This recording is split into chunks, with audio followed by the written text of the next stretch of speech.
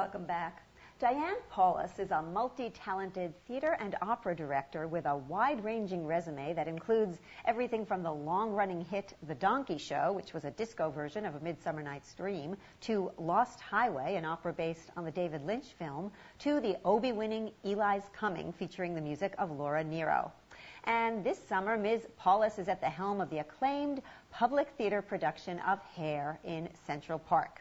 And she joins me now to discuss her revival of this rock musical masterpiece. But first, let's take a look at a moment from Hair. When the moon is in the seventh house and Jupiter aligns with Mars, then peace will guide the planets and love will steer the sun. This is the dawning of the age of Aquarius, the age of Aquarius.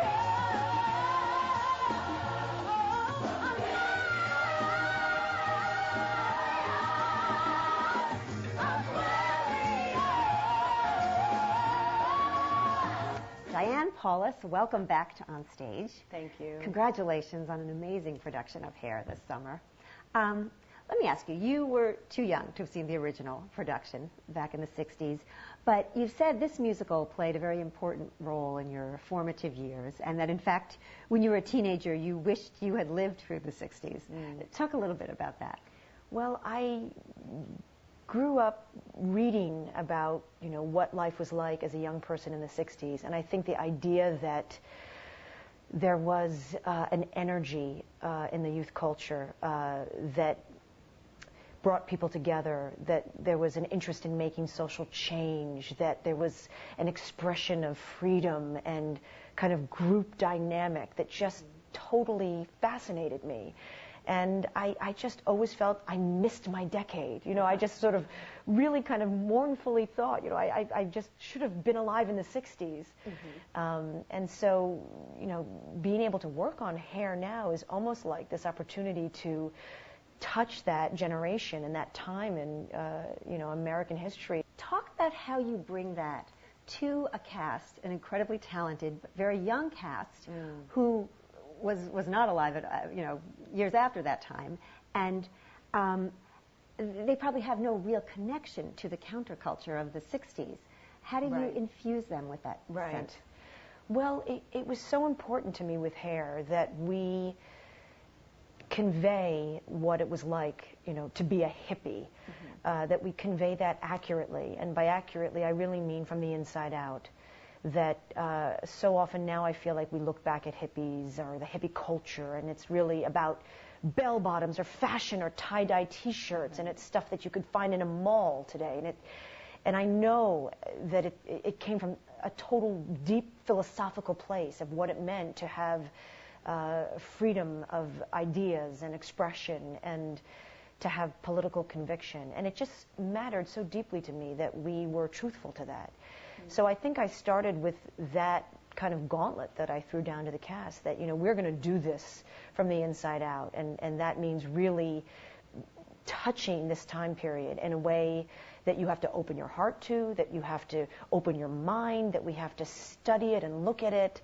And that was not just to the actors, but to the creative team I was working with, how we did the costumes on stage, how we recreated physical life on stage, was so important. We looked at a lot of photos, a lot of research. We wore clothes that were like actual clothes from the time period. It was really about capturing it organically. Which you do end up doing so well. And you stage it as a period piece. There was, I think, a recent London production where they kind of updated it. Right.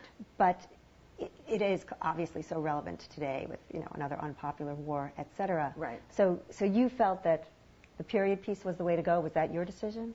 I just thought that, there's a thing, I think, when you make work, that if you can actually really get into a deep, specific interpretation of a time period, in many ways you can touch a universal resonance with it. And I think that was my impulse with Hair, is that it was not about saying Vietnam is Iraq and changing the setting to illustrate that. It was really about looking back at a time in our culture that, is not that long ago, and bringing that alive on stage and letting that speak to our conscience of memory and also about maybe what we're lacking in our lives today. So I thought that was the most powerful way to achieve that. You also have such an amazingly powerful sense of connection with the audience. That's an element, your connection with the audience is an element seen in so much of your work. In fact, in an article that was written about you in the Boston Globe, you were quoted as saying, some artists don't want to think about the audience because they think it interferes with their vision and purity of their work. The relationship between the theatrical event and the audience is the center of what theater really is, you said. You went on to say, I am ruthless in trying to get to the heart of what the theatrical event is. Right. Can you elaborate on that a bit? Well, I just think that theater exists in the moment of energy between audience and spectator. That's what makes it theater. You can't do theater without an audience. And that's the transformative moment when, the actor connects with the spectator. And, there are many forms for doing that. I guess I'm most interested in putting that relationship sort of front and center. And a show like Hair is perfect for that because it's about communication.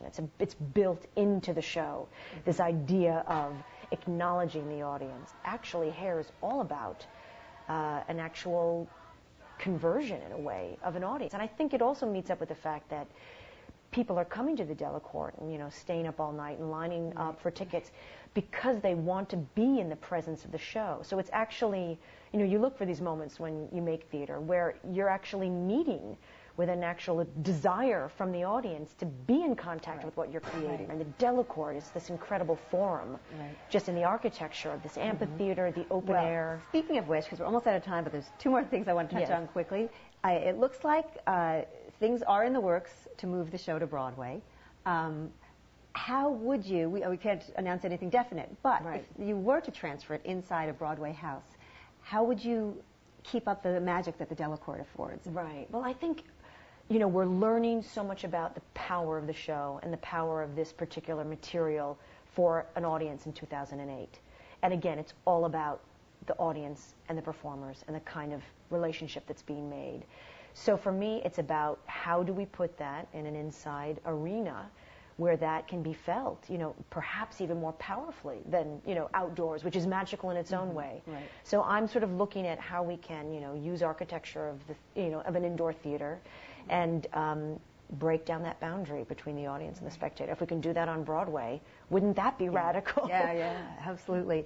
Just lastly, as I said, we're almost out of time, but I did want to say congratulations. You've been named the Artistic Director of the American Repertory Theater in Boston. It's a position you begin this fall. That's right. Tell me just quickly why you took that on and what you hope to accomplish. Well, the American Repertory Theater in Cambridge has this incredible legacy founded by Robert Brustein.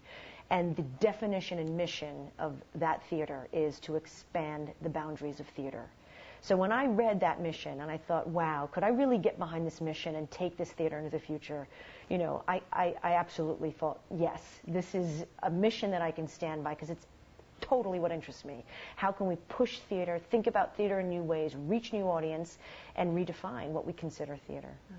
Well, we'll be looking forward to your work up there. Very exciting. Thank you. And for now, Hair is running at the Delacorte Theater. It's been extended a couple of times. It's running till September 7th. That's right. Okay, well, thank you so much for coming in, Diane Paulus. Thank you.